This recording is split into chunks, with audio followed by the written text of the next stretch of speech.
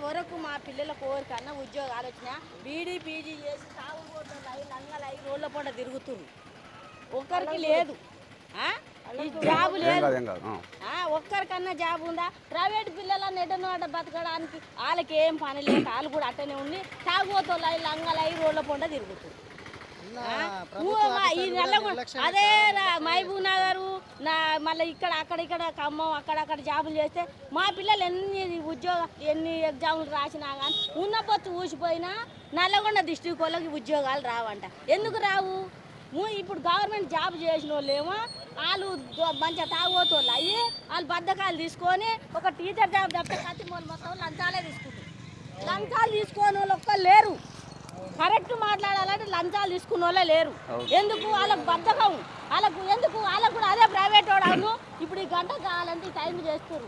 అదే ఏరవాడు చేస్తున్నా చేసలేడు గవర్నమెంట్.